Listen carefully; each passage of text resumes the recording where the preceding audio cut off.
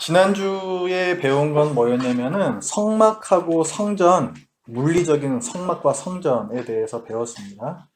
이번 주에는 그 성막과 성전이 무너졌을 때 하나님께서 갖고 계셨던 그런 계획이 과연 좌절이 되었느냐에 대해서 이제 배울 건데요. 그래서 오늘 그 유인물의 부제를 보시면 예언서에 나타난 에덴의 확장에 대한 약속이라고 되어 있습니다. 구약 성경에서 예언서라고 하면은 이사야서부터 시작을 하는 거예요. 사렘, 에겔단 하고 호요람, 오병미, 나학습, 학승말. 이 성전이라는 것은 결국 하나님께서 여기에 계신다. 이걸 상징하는 어떤 그 의미가 있는 것인데, 이 백성들이 항상 사람들이 항상 문제가 뭐냐면은 뭔가를 자꾸만 신성시를 해요. 어떤 물건 자체가 하나님이 아닌데 그것을 자꾸 막 거의 하나님과 동급으로 신성시를 해요. 그래서 이스라엘 백성들이 시간이 가면서 이 성전 자체를 신성시하고 우상시하게 됐습니다. 하나님께서는 그 아담 때부터, 그 에덴 동산 때부터 원하시는 목적이 있으셨거든요. 그게 뭐예요? 땅 끝까지 생육 번성 충만해라. 하나님의 형상으로 퍼져라. 이거였잖아요. 그러니까 온 세상이 성전되게 하는 것인데 이스라엘 백성은 우리나라 안에 있는 요 성전 요걸로 만족을 하면서 그것만 붙들고 있었다는 거예요. 그렇기 때문에 하나님의 목적이 성취되지가 않는 거죠. 그래서 하나님께서는 성전을 무너뜨려 버리시고 하나님의 형상으로 채워지지 않은 하나님의 나라를 멸망시켜 버리십니다. 내가 원했던 건 이게 아니라는 거죠. 너희들이 이것만 붙들고 있으니까 내가 이걸 멸망시켜 버리겠다는 거예요. 그래서 이스라엘이 멸망을 해요. 이 통일 왕국의 둘로 갈라지죠. 북이스라엘과 남유다라는 나라로 갈라지고 북이스라엘이 먼저 멸망을 당합니다. 아수르라는 나라한테. 그 다음에 남유다가 바벨론에게 또 멸망을 당하죠. 그리고 이 남유다에 살고 있던 백성들은 그 바벨론에게 포로로 끌려가요. 그러면 그 시대에 있어서 하나님께서는 백성들에게 어떤 말씀을 하셨는가, 그걸 이제 오늘 볼 거예요. 이 예언서는 쓰여진 시대가 조금씩 다르다 말씀드렸습니다. 어떤 예언서는 나라가 멸망당하기 전에 쓰여졌어요. 대표적인 게 이사야서, 예레미야서. 예레미야, 에가, 에스겔, 다니엘, 이런 책들은 나라가 멸망당한 후에 쓰여진 책들이에요. 그 다음에 그 유다 백성들이 이제 바벨론에 끌려갔다가 귀환을 한 다음에 이제 쓰여진 책들도 많아요. 그러니까 보통 그 선지서, 예언서는 그렇게 세 가지 시기로 분류를 해요. 나라가 멸망당하기 전, 그리고 나라가 멸망당한 다음에 포로기 때, 그 다음에 포로기에 있던 백성들이 옛 땅으로 돌아온 후에, 이렇게 총 세 가지 시대로 분류가 됩니다. 근데 각각의 모든 시대에 있어서 하나님께서 동일한 말씀을 주셨어요. 그래서 그 말씀이 뭔가 하면 하나님께서는 솔로몬 성전이 이제 무너졌지만 또 새로운 성전이 지어질 것이다를 약속을 해 주십니다. 하나님께서 원래부터 꿈꾸셨던 성전이 있잖아요. 온 땅까지 충만해지는, 온 땅에서 하나님의 형상들이 하나님을 찬양하는, 온 세상이 성전이 되는 그 성전을 하나님께서는 또 선지자를 통해서 말씀을 해주세요. 이사야 2장 2절 말씀 보겠습니다. 이사야서는 남유다가 멸망당하기 전이에요. 남유다가 아직 나라가 있습니다. 이사야 2장 2절하고 3절을 같이 읽습니다. 시작. 말일에 여호와의 전에 산이 모든 산 꼭대기에 굳게 설 것이요 모든 작은 산 위에 뛰어나리니 만방이 그리로 모여들 것이라. 많은 백성이 가며 이르기를 보라 우리가 여호와의 산에 오르며 야곱의 하나님의 전에 이르자. 그가 그의 길을 우리에게 가르치실 것이라. 우리가 그 길로 행하리라 하리니 이는 율법이 시온에서부터 나올 것이요 여호와의 말씀이 예루살렘에서부터 나올 것임이니라. 아멘. 그 2절의 처음 부분에 말일에 이렇게 되죠. 마지막 날에 이런 뜻이에요. 마지막 날에. 세상의 마지막 날에, 그러니까 종말에 이런 뜻이에요. 종말에. 그때 무슨 일이 있냐면 여호와의 전에 산이 모든 산 꼭대기에 굳게 선다.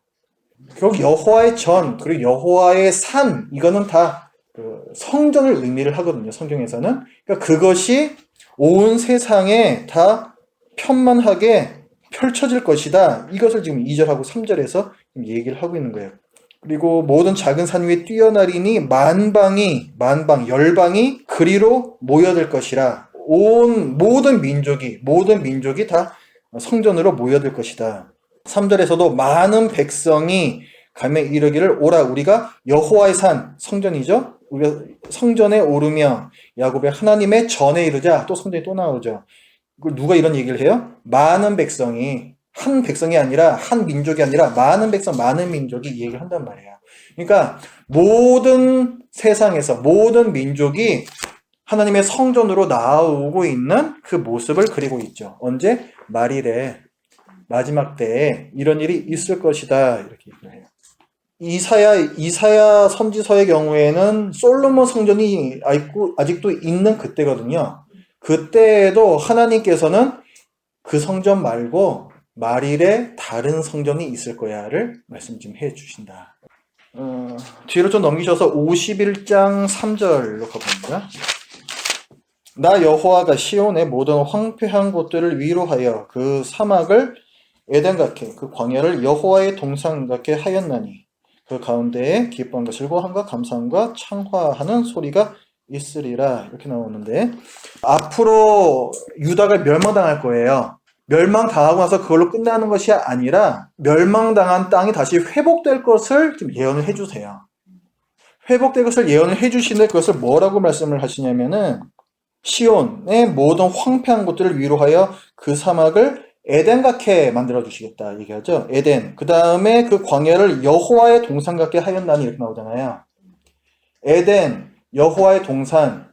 이거는 우리가 1장에서 봤던 거죠. 성전이고 하나님의 동산이잖아요.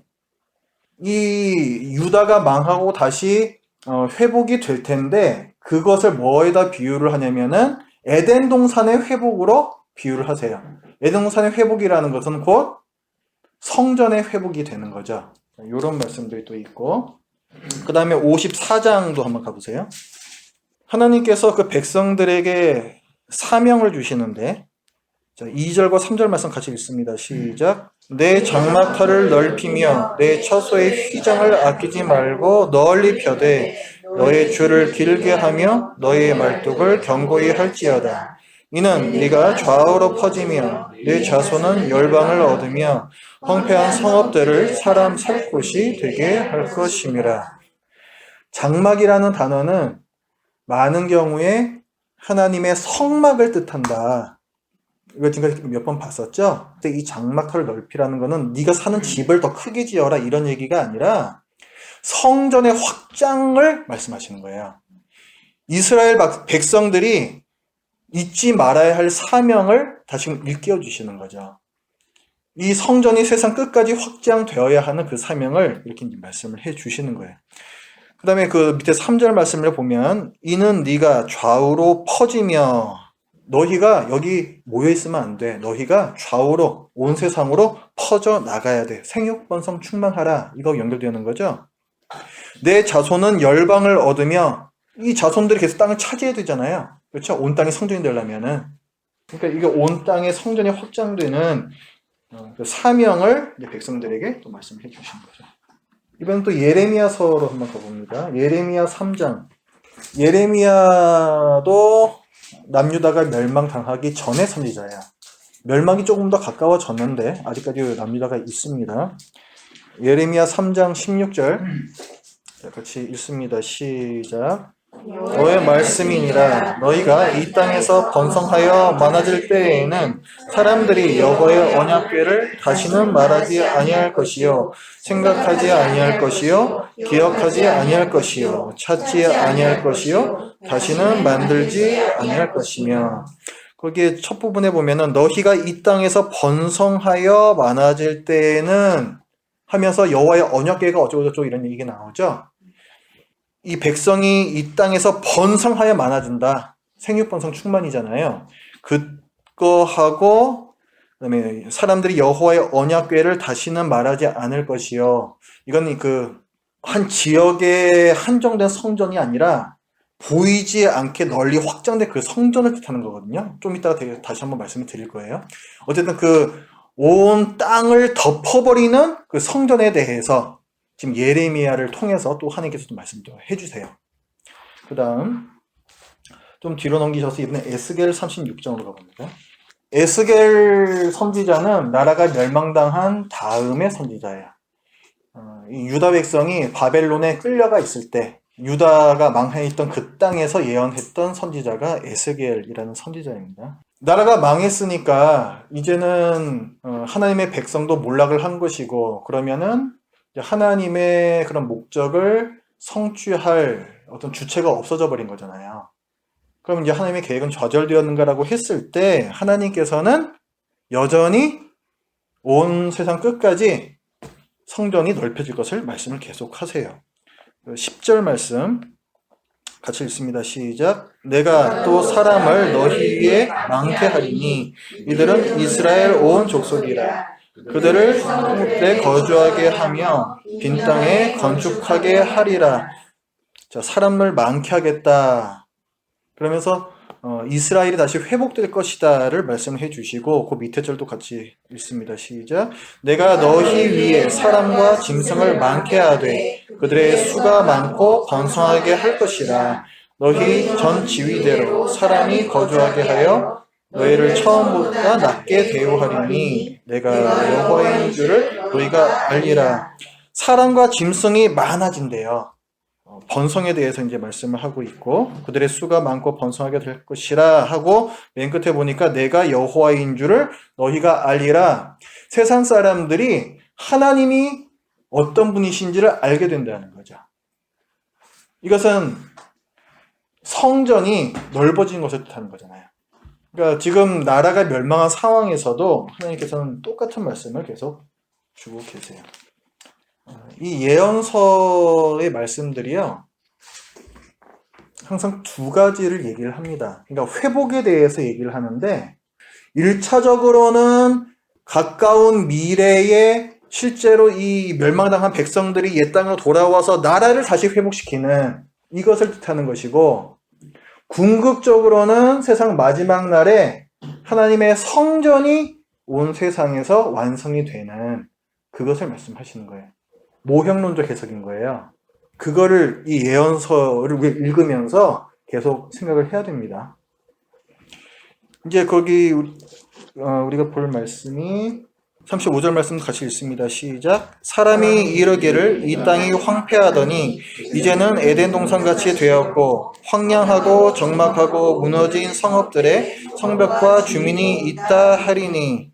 이 말씀도 이제 마찬가지예요. 여기 보면은 이 땅 황폐하더니 바벨론에게 멸망당해서 황폐해졌던 그 땅이 회복이 될 것이다. 무너진 성읍들의 성벽이 다시 세워질 것이고 주민이 다시 거주할 것이다. 이런 말씀이 나오잖아요. 1차적으로는 포로로 끌려갔던 이스라엘 백성이 다시 돌아오는 것에 대한 예언이 되는 것이고, 하지만 이게 궁극적으로는 나중에 마지막 날에 있을 그 성전의 완성, 이것을 또 뜻하는 그런 말이 되겠습니다. 그 다음에 또 37장도 한번 볼게요. 37장 26절부터 28절까지 계속 같이 읽습니다. 시작. 내가 그들과 화평의 언약을 세워서 영원한 언약이 되게 하고 또 그들을 견고하고 번성하게 하며 내 성소를 그 가운데에 세워서 영원히 이르게 하리니 내 처소가 그들 가운데에 있을 것이며 나는 그들의 하나님이 되고 그들은 내 백성이 되리라. 내 성소가 영원토록 그들 가운데에 있으리니 내가 이스라엘을 거룩하게 하는 여호와의 인줄을 열국이 알리라 하셨다 하라. 이것도 이제 회복에 대한 말씀인데, 이 회복이 26절에 보면은 지금 하나님께서 주시는 이 약속이 영원한 언약이다 이렇게 말씀을 하면서 그들을 견고하고 번성케 하는데 또 내 성소를 그 가운데에 세우겠다 하는데 영원히 이르게 하리니 이렇게 말씀을 하세요. 만약에 이것이 그 1차적인 회복만을 뜻하는 것이라면 이 말씀이 틀린 거죠. 나중에 돌아온 이스라엘 백성들이 성전을 다시 세우지만 그 성전도 결국 무너지거든요. 근데 여기서 예언을 보면은 그 성전이 영원할 것이다. 이렇게 말씀을 하시죠. 그러니까 이런 말씀을 보면은 1차적으로는 그들이 돌아와서 뭐 성전도 짓고 성벽도 재건하고 하지만은 그것이 어떤 궁극적인 모습은 아닌 것이고 정말 영원한 성전이 나중에 지어질 것이다. 이것을 예언하는 말씀으로 우리가 볼 수밖에 없는 거예요. 그래서 그 밑에 이제 27절에서도 보면 내 처소가 그들 가운데 있을 것이며 나는 그들의 하나님이 되고 그들은 내 백성이 되리라. 내 성소가 영원토록 그들 가운데 있을 것이다. 또 영원토록 이런 말이 나오고 내가 이스라엘을 거룩하게 하는 여호와인 줄을 열국이 알리라. 모든 나라가 내가 여호와인 줄을 알리라. 이건 종말에 대한 말씀인 거예요. 자, 그럼 이제 포로에서 다시 옛 땅으로 돌아온 그 시기에 또 하나님께서 어떻게 말씀하시는가? 스가랴서를 봅니다. 스가랴서 2장 10절과 11절 같이 읽습니다. 시작. 여호와의 말씀에 시온에 따라 노래하고 기뻐하라. 이는 내가 와서 네 가운데에 머물 것임이라.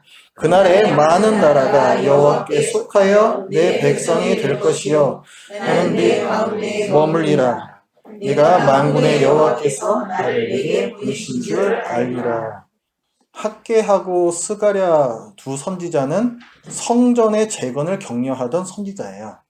지금 포로 생활하다가 옛 땅으로 돌아온 이 백성들에게 성전을 열심히 지어라 이거를 말했던 선지자거든요.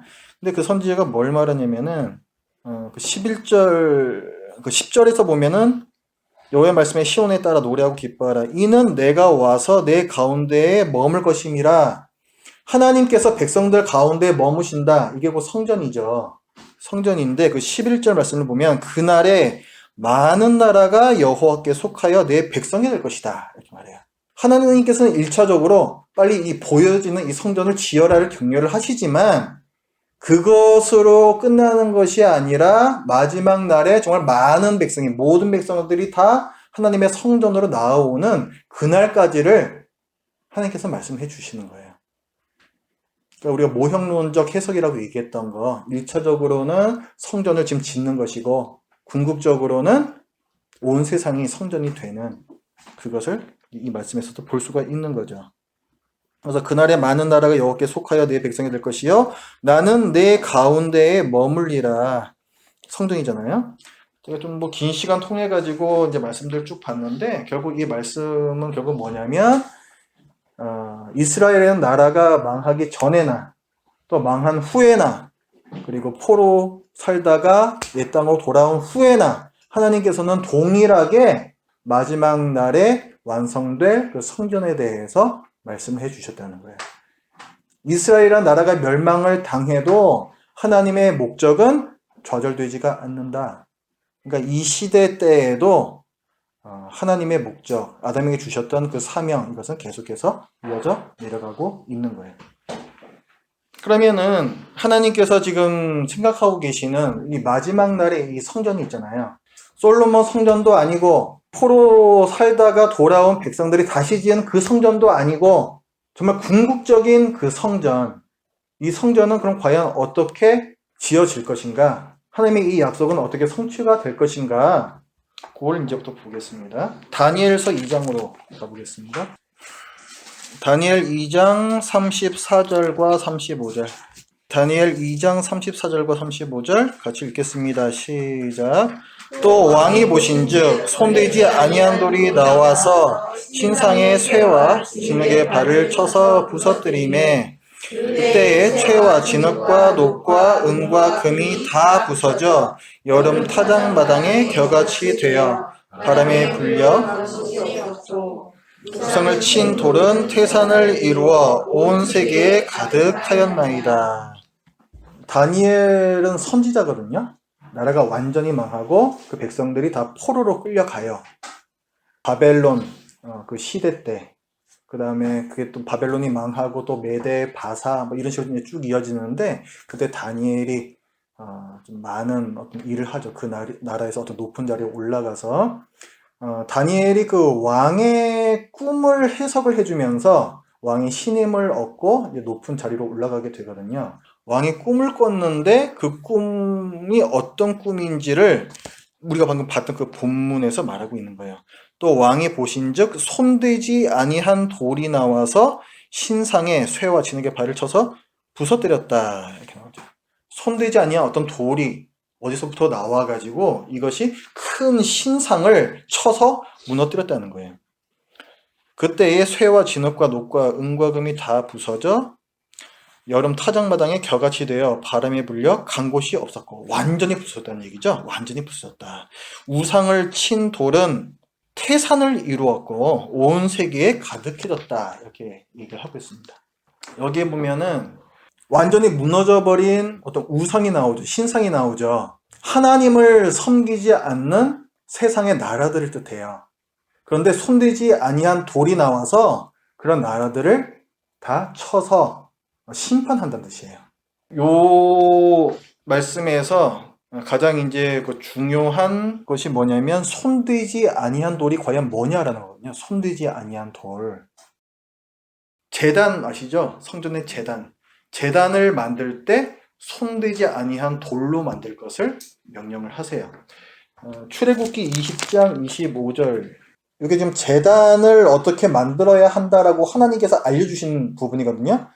자, 25절 같이 읽습니다. 시작. 네가 내게 돌로 제단을 쌓거든 다듬은 돌로 쌓지 말라. 네가 정으로 그것을 쪼면 부정하게 함이니라. 자, 제단을 어떻게 쌓으래요? 다듬은 돌로 쌓아라? 그렇죠. 정으로도 쪼지 말라 이렇게 나오죠. 그러니까 손대지 아니한 돌이 여기 나오는 거예요. 제단. 제단은 곧 성전에 들어가는 어떤 굉장히 중요한 것이죠. 그러니까 다듬지 아니한 돌이라는 건 뭔가 성전하고 연관이 되어 있어요. 말씀 하나만 더 보면요. 여호수아 8장으로 더. 여호수아 8장은 여호수아가 이스라엘 백성을 데리고 이제 요단강을 건너서 가나안 땅에 들어가요. 가나안 땅에 들어가서 거기서 제사를 드리거든요. 그때 어떤 일이 있었는가? 8장 31절 말씀 같이 읽습니다. 시작. 이는 여호와의 종 모세가 이스라엘 자손에게 명령한 것과 모세의 율법책에 기록한 대로 쇠 연장으로 다듬지 아니한 새 돌로 만든 제단이라. 우리가 여호와께 번제물과 화목제물을 그 위에 드렸으며 그 땅에 들어가서 제사를 드리는데 제단을 쌓아야 되잖아요. 제단을 쌓을 때 모세의 율법대로 쌓았다는 거예요. 근데 모세의 율법에는 어떻게 되어 있냐면은 쇠 연장으로 다듬지 아니한 새 돌로 만든 제단이다 이렇게 나오죠. 그러니까 이런 말씀들을 보면은 손대지 아니한 돌은 뭔가 성전하고 연관이 되어 있다 이걸 알 수가 있어요. 그런 돌이 세상 나라들을 완전히 가루로 만들어 버리는 그 환상이 나왔던 거예요. 다니엘서에서는. 그러면은 이 다듬지 아니한 돌이 그럼 결국 무엇을 뜻하는가? 신약 성경을 보면 이게 아주 명확해지죠. 마가복음 14장으로 가봅니다. 마가복음 14장.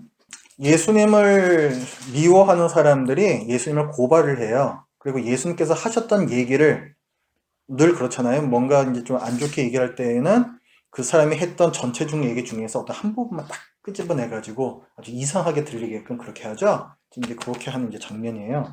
마가복음 14장 58절 그 대적들이 뭐라고 얘기를 하는가 같이 읽습니다. 시작. 우리가 그의 말을 들으니 손으로 지은 이 성전을 내가 헐고 손으로 짓지 아니한 다른 성전을 사흘 동안에 지으리라 하더라 하되. 예수님께서 이런 말씀을 하신 적이 있거든요. 그거 갖다가 이제 이 대적들이 고발을 하는 거예요. 예수님께서 뭐라고 말씀하셨냐면은 손으로 지은 이 성전, 그 백성들 돌아서 새로 성전을 짓잖아요. 스룹바벨 성전이라고 불러요. 그리고 헤롯 대왕, 이 예수님 시대에 다스리던 헤롯이라는 왕이 그 스룹바벨 성전을 굉장히 아름답고 크게 증축을 해요. 그게 헤롯 성전이라는 거예요. 근데 그 헤롯 성전을 손으로 지은 그 성전을 예수님께서 허시고 손으로 짓지 않은 다른 성전을 사흘 동안에 짓겠다. 이렇게 예수님께서 말씀을 하셨다는 거예요. 예수님께서 실제로 이런 말씀을 하셨거든요. 사흘 만에 다시 지으실 성전이 뭘 가리키는 거예요? 예수님의 육체, 예수님의 부활을 말하는 거거든요.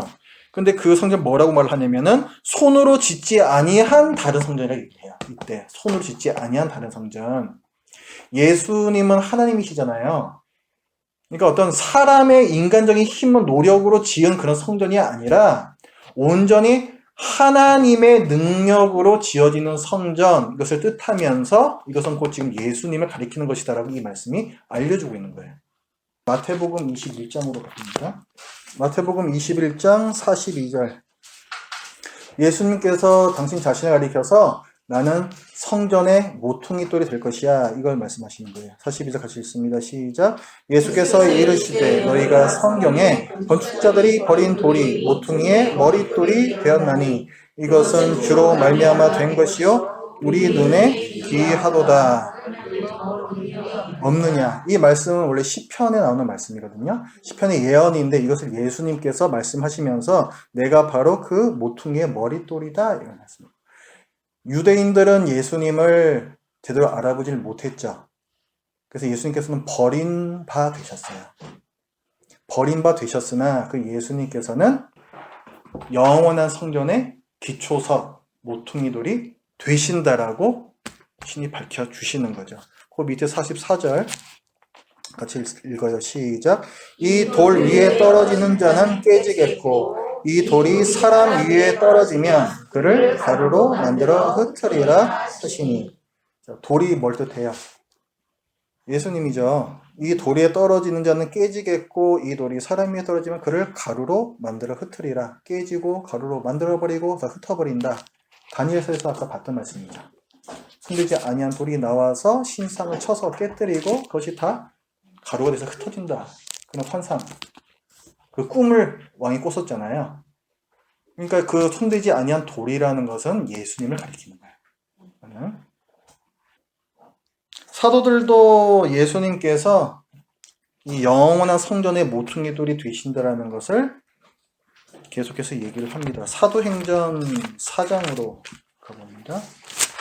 4장 11절 같이 읽습니다. 시작. 이 예수는 너희 건축자들의 버린 돌로서 집 모퉁이의 머릿돌이 되었느니라.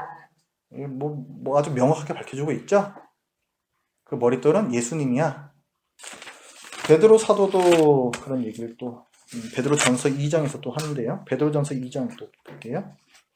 4절을 보면요. 사람에게는 버림바가 되었으나 하나님께는 택하심을 입은 보배로운 산돌 나오죠. 산돌. 보배로운 산돌이신 예수께 나아가. 이렇게 나오잖아요.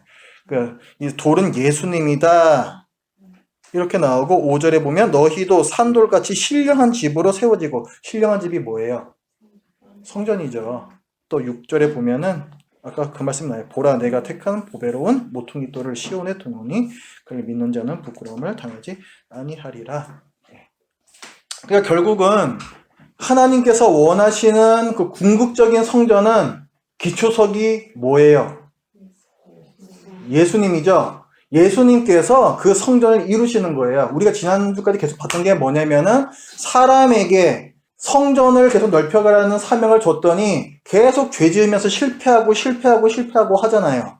그랬더니 하나님께서 이 일을 이루시는 주체를 바꿔버리시죠. 더 이상 사람이 그 일을 하는 것이 아니라 내가 이렇게 바꿔버리신단 말이에요. 족장들에게 사명을 주실 때부터 내가 이런 주어를 바꾸시면서 친히 그 사명을 이루시겠다고 말씀하시는데 그 사명을 이루시는 분이 결국은 누구시다? 성자 하나님이신 예수님이라는 거예요. 그러니까 하나님께서 친히 그 성전, 아담에게 주셨던 그 사명을 이루신다는 거죠. 마지막 날의 그 새 성전에 대해서 좀 그 모습을 이제 살펴보겠습니다. 예레미야 3장 16절 다시 보세요. 여호와의 말씀이니라 너희가 이 땅에서 번성하여 많아질 때에는 사람들이 여호와의 언약궤를 다시는 말하지 아니할 것이요 생각하지 아니할 것이요 기억하지 아니할 것이요 찾지 아니할 것이요 다시는 만들지 아니할 것이며 너희가 이 땅에서 번성하여 많아질 때에는 궁극적으로 온 땅에 하나님의 형상들이 퍼져서 온 땅이 성전이 되어버린 그때를 얘기하는 것이다. 아까 그렇게 말씀드렸어요. 그러면서 사람들이 여호와의 언약궤를 다시는 말하지도 않을 거고 생각하지도 않을 거고 기억하지도 않을 거고 찾지도 아니할 거다. 구약의 백성들은 언약궤라고 하면은 어디 가서 찾아요? 성막 가서 찾죠. 성막이 어디 있으니까? 지성소에 있으니까. 그런데 그때에는 너희가 이 땅에서 번성하여 많아질 그때에는 사람들이 여호와의 언약궤를 다시는 찾지도 않고 기억하지도 않고 생각하지도 않고 만들지도 않고 이 얘기는 뭔가가 다른 거예요. 이 구약 백성이 생각하고 있는 그 성전하고 뭔가가 다른 거예요. 언약궤는 원래 이런 곳에 있어야 되는데 언약궤가 더 이상 없어지는, 다시 말하면은 지성소고 성막이고 성전이고 하는 것 자체가 없어져 버리는 그런 때를 지금 묘사를 지금 하고 있는 거예요. 그럴 때를. 마지막 때에는 이 세상 자체가 다 성전이 되어버리잖아요. 구약 시대에는 성전이라는 건물과 세상의 어떤 경계가 존재를 했어요. 하지만 마지막 때에는 세상 자체가 성전이 되기 때문에 그런 경계가 없는 거예요. 자, 요런 부분을 이제 또 어디에서 말씀을 하고 있냐면 스가랴 2장으로 가보시겠습니다. 스가랴 2장. 스가랴 2장 4절 말씀 같이 읽습니다. 시작. 이르되 너는 달려가서 그 소년에게 말하여 이르기를 예루살렘은 그 가운데 사람과 가축이 많음으로 성곽 없는 성읍이 될 것이라 하라. 여기 보면은 성곽 없는 성읍이 나오죠. 원래 예루살렘 성은 성곽이 있어요.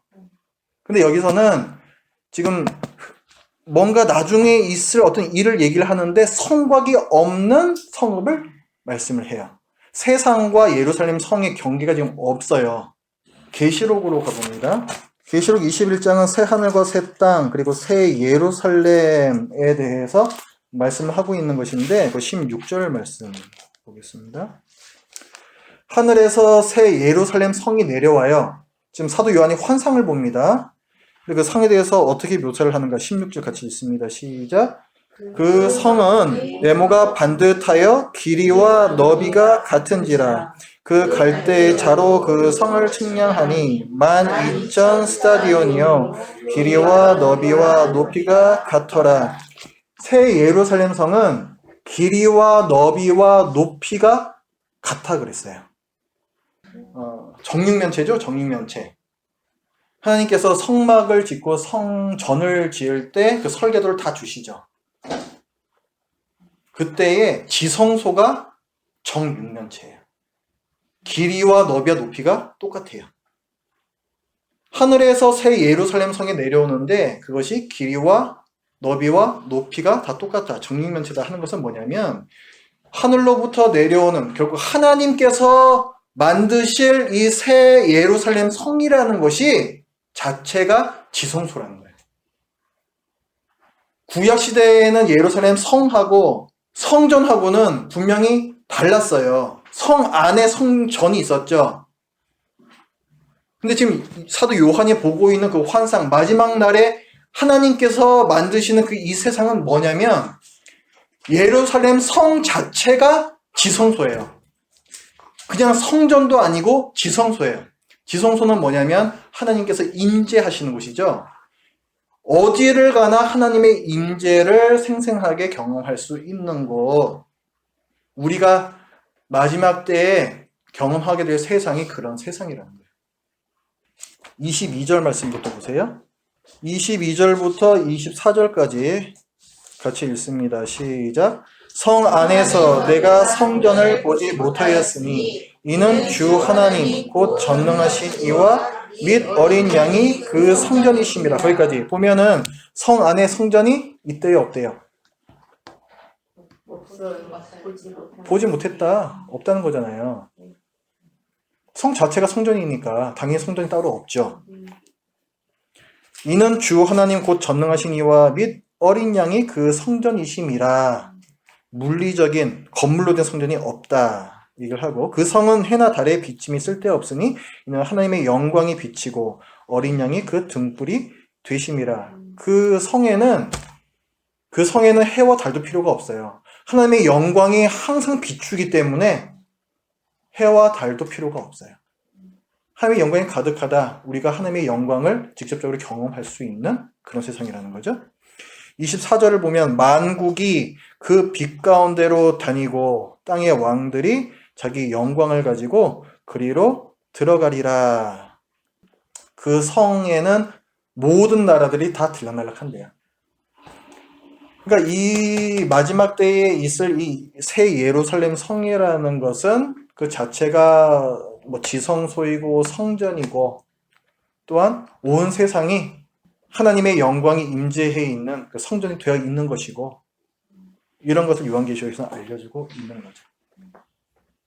구약 성경에서부터 신약 성경까지 이 마지막 날에 이루어질 성전에 대해서 온 세상이 성전이 되는 것을, 그러니까 어떤 성전과 세상의 경계가 더 이상 있지 않다는 것을, 온 세상 자체가 성전이라는 것을 그저 계속해서 말씀해주고 있는 것입니다.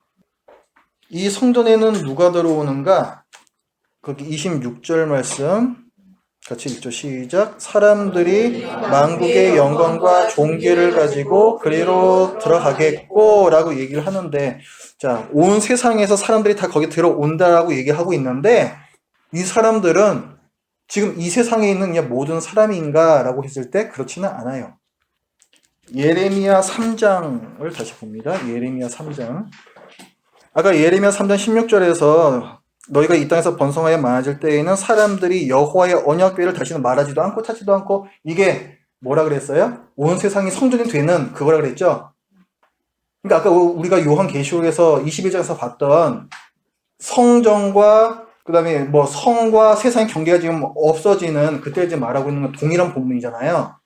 근데 그 성에는 누가 들어오는가? 만국에서 사람들 다 들어온다 했었는데 그 사람들은 누구인가를 그 위에 이제 14절을 보면은 우리가 볼 수가 있어요. 14절 말씀 같이 읽어요. 시작.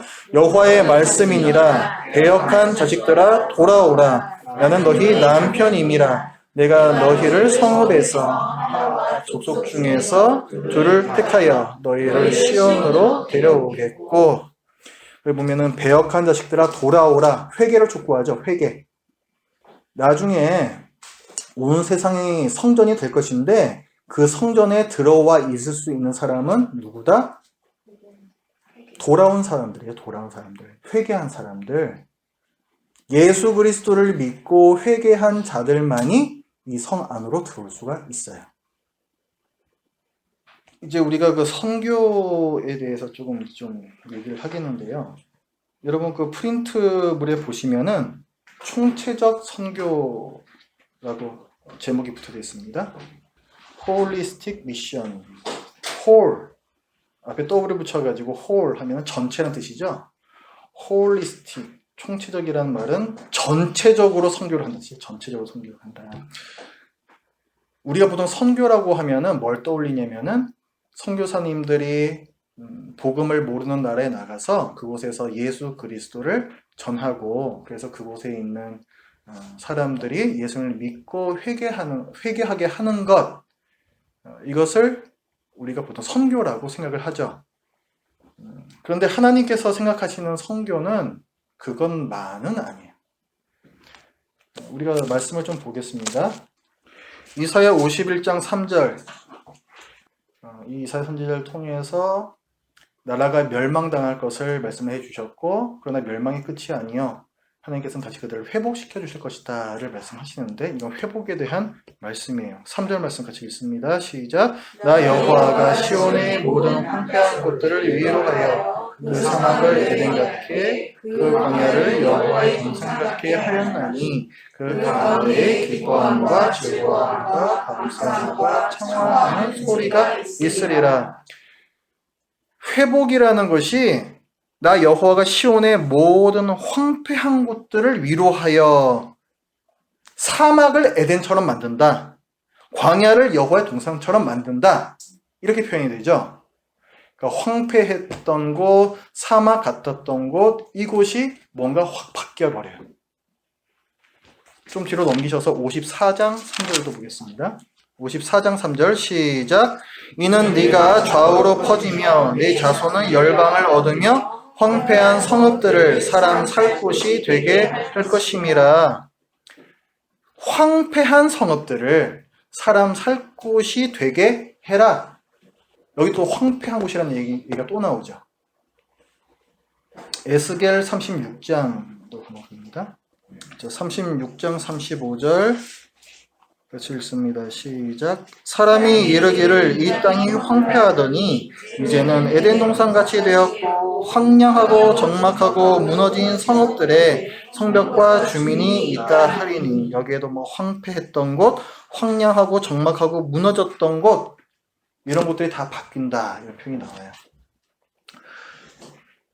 하나님께서는 에덴을 회복시키시는 이 일에 대해서 말씀을 하실 때 단순히 너희들이 회개해서 이런 일들이 이루어질 것이야, 이것만 말씀을 하는 것이 아니라 너희들이 돌아와서 실제로 그 땅이 에덴 동산처럼 다시금 아름다워질 것이야. 영적인 의미뿐만이 아니라 우리 눈에 보이는 그런 것들에 대해서도 함께 말씀을 해주고 계세요.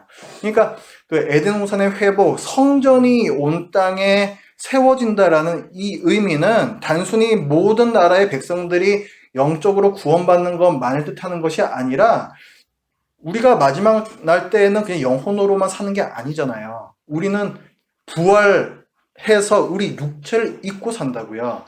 근데 이 육체를 가지고서도 누리는 천국이 있다는 거예요. 그 천국이란 건 다시 우리에게 영적인 만족만을 주는 것이 아니라 우리 육적으로도 행복을 주는 그런 천국이라는 거예요. 그 말의 뜻은 우리가 살고 있는 이 환경이라는 것이 뭔가 바뀐다는 것을 의미를 해요. 그렇기 때문에 우리가 선교를 한다고 할 때에는 선교는 결국은 하나님의 나라를 드러내는 것이고 하나님의 성전을 계속 넓혀나가는 것이잖아요. 결국 그것은 단순하게 영적으로 복음을 전하는 것만 뜻하는 것이 아니라 그 사람들이 살게 되는 그 환경에 대한 부분도 뭔가가 개선이 되는 그것까지도 다 포함을 하는 거예요. 그래서 어떤 영적인 부분뿐만이 아니라 우리의 육적인 부분까지도 다 포함하는 선교라고 해서 이것을 총체적 선교라고 얘기해요. 총체적 선교. 그리고 사람의 영혼만을 구원하는 게 아니라 사람의 육체까지도 구원하는 그것이 진정한 구원이기 때문에 이것을 전인적 구원이라고 해요. 전인적. 전체 사람 전체니까 영과 육 모두잖아요. 그래서 전인적 구원, 전인적 선교 이렇게 얘기를 합니다. 선교에 대해서 사람들이 많이들 그렇게 오해를 했어요. 그냥 복음 전하면 되는 거. 구원에 대해서 여러 가지 다른 말을 하는 분들이 늘 있어 왔는데 양극단은 항상 위험한 거죠. 양극단. 첫 번째 극단은 뭐냐면은 영적인 것만 얘기를 하는 거예요. 우리 개신교를 포함해서 카톨릭도 마찬가지고 그런 어떤 구원이라고 할 때 영적인 구원에 대해서 오랜 시간 얘기를 해왔어요. 그러다 보니까 거기에 반발해서 또 어떤 극단이 나오냐면은 이 세상을 천국으로 만드는 것이 우리가 우리 힘으로 이 세상을 천국으로 만들면 그것이 바로 하나님께서 원하시는 천국이 되는 것이다. 이렇게 주장하는 사람들이 또 생겼습니다. 그러니까 그 사람들은 영적인 구원에는 별로 관심이 없어요. 이 세상을 어떻게든 좋게 바꾸어서 사람들이 잘 살게 되면은 그것이 구원이다 이렇게 생각을 하는 거죠. 이것은 다 양극단들이에요. 양극단들. 1910년도인가요? 그때에 교회들이 다 함께 모였습니다. 조각조각 찢어져 버린 우리 교회들이 이렇게 나눠져 있어서는 안 된다. 우리 교회가 좀 다시금 하나됨을 위해서 노력을 해보자. 이런 취지로 모였던 어떤 모임이 있었는데 그것을 세계 교회 협의회라고 불렀습니다. World Council of Churches. 세계 교회 협의회. 줄여서 WCC라고 불러요. WCC 취지 자체는 굉장히 좋았어요. 정말 이 분열되어 있는 교회들이 예수 그리스도 안에서 하나님 앞에서 하나로 모이는 것은 굉장히 좋은 거죠. 근데 이들이 계속해서 모임에 따라서 이제 변질이 되기 시작했습니다. 구원에 대해서 얘기를 할 때에 이 구원이 아까 얘기했던 한쪽의 어떤 극단에 있는 구원으로 치우치기 시작했어요. 이 세상을 구원해야 한다라고 성경에서는 말씀하는데 결국 이 세상을 구원한다는 것은 뭐냐면은 이 세상이 좋아지는 거예요. 우리의 환경이 굉장히 점점 나아지는 거예요. 그렇게 되는 것이 온 인류가 구원받는 것이다. 이런 식으로 생각을 하기 시작했습니다. 그런 식으로의 구원을 생각을 하다 보니까 그 구원을 위해서 굳이 개신교와 로마 카톨릭만 모일 이유가 없어졌어요. 그렇겠죠? 요즘 그 어벤져스라는 영화가 또 개봉했잖아요. 지구를 구하기 위해서 온갖 종류의 히어로들이 다 모이지 않습니까? WCC도 마찬가지예요. 이 세상을 구해야 한다라고 했을 때 그 이 세상을 구한다라는 것은 그저 이 세상 정말 우리 눈에 보이는 세상이 좋아지는 그런 의미로 이제 해석을 하기 시작하면서 뭐 힌두교도 좋고 불교도 좋고 우리한테도 이런 좋은 것이 있어. 이것을 사람들이 누리면 그 사람들도 좋아해. 이런 식으로 온갖 그 종교, 온갖 단체들이 다 그 안에 모여들기 시작했어요. 그러니까 그들은 구원을 말한다라고는 하지만은 예수 그리스도를 믿음으로 말미암아 얻는 그 구원은 아닌 거예요. 뭔가 좀 잘못됐죠. 그들이 처음에 모였을 때의 그 취지와 그 목적에서 벗어나 버린 거예요. 많이 벗어나 버렸어요. 그러다 보니까 그 복음주의 계열에서 저 WCC는 우리 교회를 대표하는 단체일 수가 없다. 이렇게 이제 규정을 짓고 복음주의 그 교회들이 모이는 다른 어떤 단체를 만들었습니다. 그리고 같이 모여서 또 회의를 해요. 그 대표적인 회의가 뭐였냐면은 스위스의 로잔에서 열렸던 로잔 회의라는 게 있어요. 근데 이 로잔 회의에서 로잔 언약이라는 것을 만들어서 그것을 공포를 합니다. 여기 이 로잔 언약은 우리가 생각하고 있는 그 구원을 얘기를 해요. 근데 로잔 언약을 제가 지금 말씀드린 이유는 뭐냐면 이 로잔 언약 때에 굉장히 중요한 어떤 한 항목이 들어옵니다. 지금까지 개신교회에서 굉장히 소홀히 여겼던 놓쳐왔던 그 부분을 이 로잔 언약 안에다가 넣었어요. 여러분 그 나눠드린 프린트물에 제가 글씨로 로잔 언약 전문이라고 쓴 게 있는데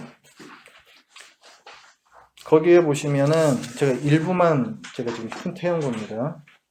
5번 항목 보세요. 5번 항목. 자, 그리스도인의 사회적 책임이라는 게 있어요. 내용이 좀 긴데요. 자, 제가 읽을 테니까 잘 따라오십시오. 우리는 하나님이 모든 사람의 창조자이신 동시에 심판되심을 믿는다. 그러므로 우리는 인간 사회 전체에 정의와 화해를 구현하시고 인간을 모든 종류의 압박에서 해방시키시려는 하나님의 관심을 공유해야 한다. 이렇게 나와요.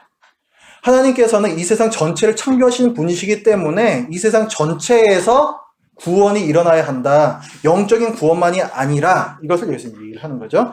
사람은 하나님의 형상대로 창조되어 인종, 종교, 피부색, 문화, 계급, 성 또는 연령 구별 없이 누구나 타고난 존엄성을 가지고 있다. 따라서 서로 존경과 섬김을 받아야 하며 누구도 착취당해서는 안 된다. 사회적인 불의에 대해서 지적을 하고 있어요. 우리는 이 점을 등한시해 온 것과 종종 전도와 사회 참여가 서로 상반되는 것으로 잘못 생각한 데 대해 참회한다. 우리는 항상 전도라고 하는 것, 영적인 부분에서 집중을 해왔는데, 그리고 사회 참여라고 하면은 뭔가 자유주의, 뭔가 이것은 잘못된 것, 이렇게 생각해왔는데, 그건 우리가 지금까지 잘못 생각해왔던 것임을 우리가 고백하고 회개한다. 이렇게 쓴 거예요. 사람과의 화해가 곧 하나님과의 화해는 아니며, 맞죠? 사회 활동이 곧 전도가 아니며, 이것도 맞는 말이에요. 정치적 해방이 곧 구원이 아닐지라도, 맞죠? 그 자체 구원은 아니에요. 그러나 전도와 사회적 정치적 참여는 그리스도인의 두 가지 의무라는 것을 우리는 인정한다. 전도도 해야 되고 사회 참여도 해야 된다는 거예요. 뭘 말하는 거죠? 우리 아까 봤던 홀리스틱 미션, 총체적 선교를 얘기하는 거예요. 영적인 전도 선교뿐만이 아니라 사회적인 참여까지도 얘기합니다. 왜냐하면 이 두 가지는 모두 하나님과 인간에 대한 우리의 교리, 이웃을 위한 우리의 사랑, 그리고 예수 그리스도에 대한 우리의 순종의 필수적 표현이기 때문이다. 둘 다 필수라는 거죠. 또한 구원의 메시지는 모든 종류의 소외와 압박과 차별, 소외와 압박과 차별은 사회적인 구조적인 문제예요. 여기에 대해서 구원의 메시지가 선포되어야 된다. 그러므로 우리는 악과 부정이 있는 곳 어디서나 그것을 비난하는 일을 두려워해서는 안 된다. 이 사회에서 부정, 부패, 악이 행해지고 있는데 그걸 보면서 이거는 교회가 할 영역이 아니야. 우리가 소리 내야 할 영역이 아니야. 라고 말한다는 것은 잘못이라는 거죠. 사람들이 그리스도를 받아들이면 그의 나라에 중생하며 불의한 세상 속에서도 그 나라의 의를 나타낼 뿐만 아니라 전파하기에 힘써야 한다. 우리가 주장하는 구원은 두 가지 나오죠. 개인적 책임과 사회적 책임을 총체적으로 감당하도록 우리를 변화시키는 것이어야 한다. 행함이 없는 믿음은 죽은 것이다. 요 내용이 들어왔습니다. 제가 또 한 장 드린 거는 뭐냐면 그 로잔 언약에 포함되어 있는 바로 이 부분이 지금 이 시대의 교회에도 계속해서 강조가 되어야 된다라는 내용이에요. 지금 이 시대의 교회에서도 그저 구원이라고 하면은 우리가 예수 믿고 구원 받는 거, 선교라고 하면은 복음 전해서 예수님 믿게 하는 거, 여기까지로 생각하는 경향이, 그렇게 가르치는 경향이 너무너무 많다는 거죠. 지금 로잔 언약이 1974년도에 나왔는데 지금 벌써 이게 몇 년 전이에요? 그러면은 45년입니까? 거의 지금 반세기가 되었는데도 여전히 그렇게 가르치고 있다는 거예요. 문제가 있는 거죠. 그래서 한번 보세요. 로잔 언약과 사회적 책임, 요거는 손봉호 교수님께서 쓰신 겁니다. 자, 거기 보니까 1974년 스위스 로잔에서 열린 로잔 회의가 이제 로잔 언약이라는 것을 만들었다 나오고, 이것이 전 세계 복음주의자들에게 중요한 자극을 주었다고 했어요. 어떤 자극을 줬냐면은 밑으로 한 대여섯 줄 내려와 보면은 사회에 대한 기독교의 책임에 관한 언급, 이게 굉장히 중요하다는 거죠. 우리가 읽었던 내용이 이제 쭉 나옵니다. 언약 5장이라고 해서 그 5번 그게 이제 나오고, 개혁주의는 원래 뭘 계속 강조를 하냐면은 하나님의 주권을 강조를 해요. 개혁주의는 우리가 구원받는 데 있어서도 하나님의 주권을 굉장히 강조를 하죠.